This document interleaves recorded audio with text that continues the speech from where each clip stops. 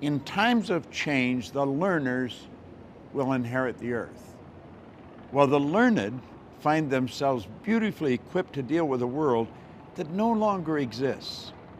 For a moment, consider the things your mind has brought you. Everything you have, your work, your relationship with your family and others, your philosophy of life, all come to you as a result of using your mind.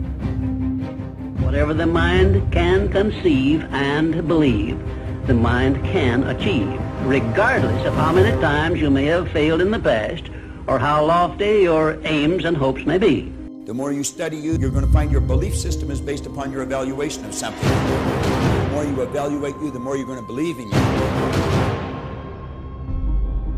Bill Gove was like the Frank Sinatra of public speaking. He is who mentored and taught Bob Proctor how to speak. And he quoted Bill Gove saying, if I want to be free, I got to be me. Not the me I think you think I should be. Not the me I think my wife thinks I should be. Not the me I think my kids think I should be. If I want to be free, I got to be me. And I better know who me is. And it was like a bucket of ice got thrown on my head. And I was just like, whoa. Am I really doing what I really want to do with my life? And then he kept saying, what do you want? What do you really want?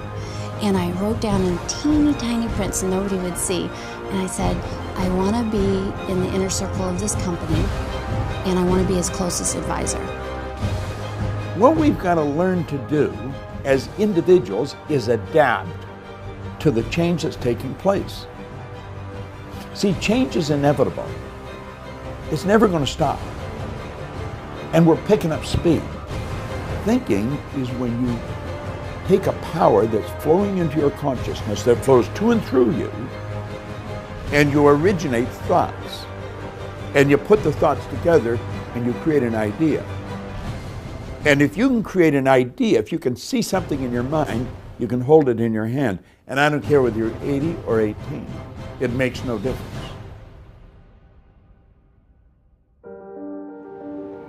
The illiterate of the 21st century are not going to be the people who cannot read and write.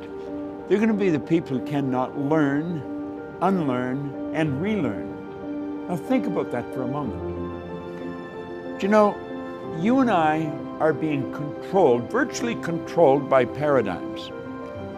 I see a paradigm as being a mental program that has almost exclusive control over our habitual behavior. And I want you to think of this.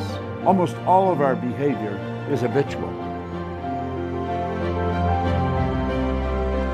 There's such phenomenal opportunity for the person who really understands themselves, who understands how their paradigm was formed and how that paradigm can be changed. And without that knowledge, the opportunity is just going to go right past them. A friend invited me to a leadership seminar, and I didn't even ask anything about it. I didn't know the details. It was in Vancouver, Washington. I said, sure, I'll go. And so I ended up there on that Friday night, August 18th, 2006, and I'll never forget it. I can see where I was sitting in the seminar room. I can see what I was wearing, and I see out walks on stage Bob Proctor, and I didn't even know who he was. I kind of had connected between Bob Proctor and The Secret, but I didn't know this was a Bob Proctor seminar. And within like 15 minutes, it was like he took my head off and shook it all around, and everything that I believed and thought I was starting to question. There was one point in the seminar when he said most people tiptoe through life, hoping to make it safely to death. I believe if we're really going to enjoy the change that's taking place in the world that we're a part of, we're going to have to start to understand what makes us tick. We're going to have to understand how the paradigm was formed, how the paradigm can be changed, and how it's literally controlling our life. When we do understand that, then we're in control of ourselves. We're living the way we really want to live. We've knocked down all the walls.